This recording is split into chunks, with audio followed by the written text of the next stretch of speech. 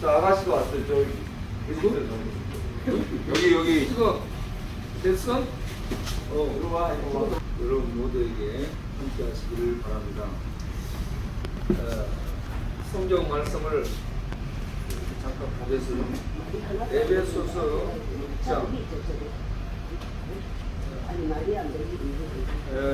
크게 얘기할게요. 에베소서 6장 2절을 보면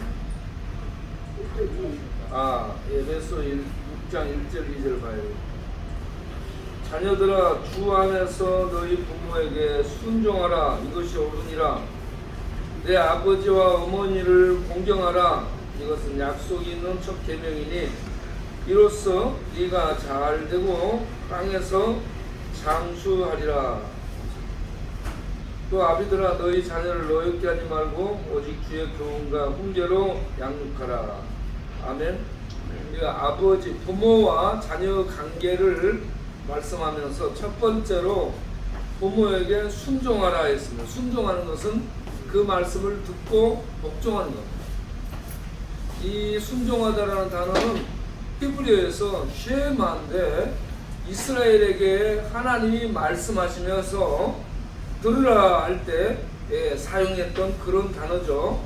그러니까 그 말씀을 듣고 흘러버리는 것이 아니고 듣는다는 말은 듣고 새겨서 따른다는 얘기입니다. 순종한다, 복종한다라는 단어가 쉐마인데 이 말을 신약에서는 순종하라라는 단어로 표현하고 있습니다. 그러니까 자녀들은 부모를 주 안에서 순종, 복종하고 따를 수 있어야 된다는 얘기입니다. 그리고 순종해야 되는 이유가 뭐냐 그러면 하나님이 가르치는 사람에 대한 첫 번째 계명이다 라고 얘기해요. 하나님이 사람과 사람 사이에 주는 첫 번째 계명이 순종, 부모에게 순종하라는 얘기입니다. 자, 그리고 순종해야 되는 이유가 부모를 공경하도록 하기 위함입니다. 공경하다는 말은 이 헬라어로 티마오로 되어 있는데 이거는 무슨 얘기냐면 값을 정하다. 값을 어떤 것에 값을 정하다라는 단어인데 부모는 값으로 정할 때에 귀하고 가치 있고 높게 평가되어야 된다라는 얘기입니다. 부모를 무가치하게 보면 안 되는 거예요. 부모를 공경하라는 말은 부모를 최고의 가치가 있는 그러한 분으로 값을 매겨서 공경하라, 존경하라 하는 얘기입니다. 그러니까 부모 공경하라는 것은 부모님을 값을 매기되 귀하게 여기고 귀하게 여긴 분의 말씀이기 때문에 따르는 이러한 관계를 말하고 있다는 것을 아시고 우리 자녀들이 부모님께 해야 될 일이 공경하는 거. 그런데 여러분 다 부모님 공경하고 살았어요? 여봐라. 아유, 내가 부모님 공경을 잘 못한 사람이라서 할 말이 없습니다.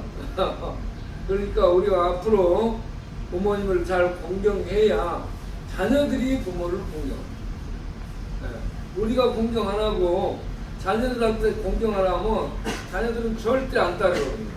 우리가 먼저 부모님을 공경할 수 있는 값으로 매길 때 정말 값어치 있는 귀한 분으로 여겨서 그 말씀을 듣고 순종하고 따를 수 있는 이 하나님의 가르침 계명에 순종하는 우리가 될 수 있기를 바랍니다.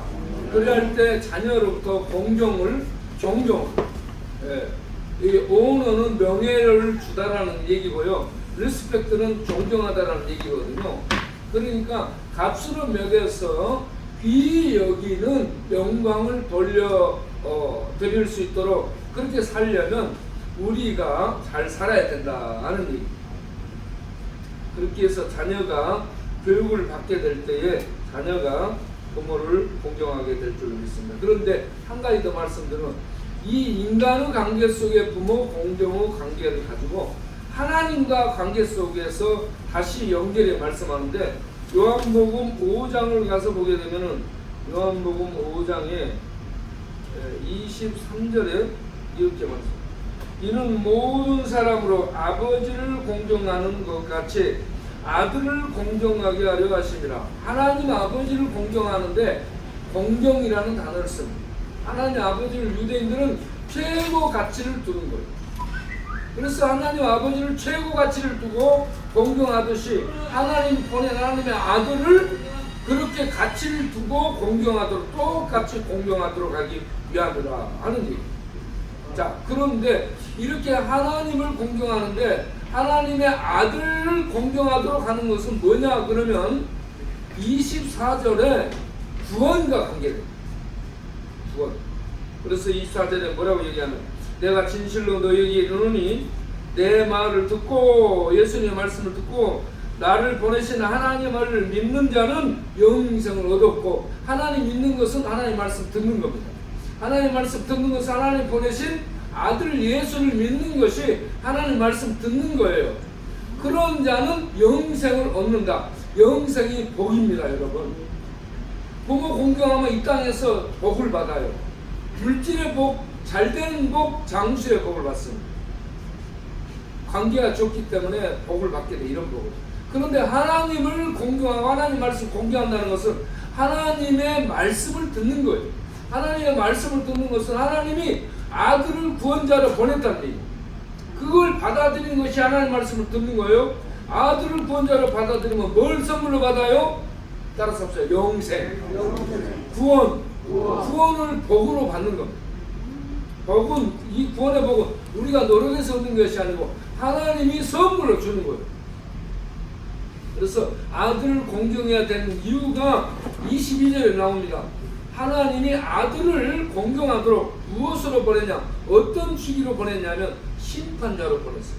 22절을 보면은 아버지께서 아무도 심판하지 아니하시고 심판을 아들에게 맡기셨으니, 아들은 심판자로 오신 겁니다.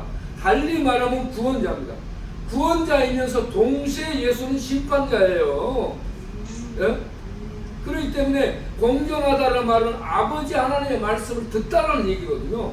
하나님의 말씀을 듣는 것이 뭐냐? 아들을 구원자로 받아들입니다. 구원자로 받아들이지 않으면 심판당하는 겁니다. 그래서 우리가 이 아버지, 이 땅에서 육신의 부모를 공경하는 이 공경의 관계를 통해 하나 확장시켜서 하나님과 관계 속으로 들어가서 하나님을 공경하는 것. 하나님 공경하는 것, 하나님 말씀을 듣는 것, 하나님 말씀 듣는 것은 영생을 복으로 받게 되는 것. 결국은 내가 복 받는 겁니다. 네. 부모 공경하면 이 땅에서 잘되고 이 복되고 장수의 복을 받는데, 하나님의 말씀을 공경하게 되면 뭘 받는다? 네? 카네이션을 받는다? 뭘 받는다? 네? 다시 뭘 받아요? 영생을 복으로 받습니다. 여러분, 영생을 복으로 받는 자들 되시기 바랍니다. 그리고 자녀들을 영생으로 인도하는 그런 부모 역할을 하는 모든 분들 되시기 바랍니다. 기도하겠습니다.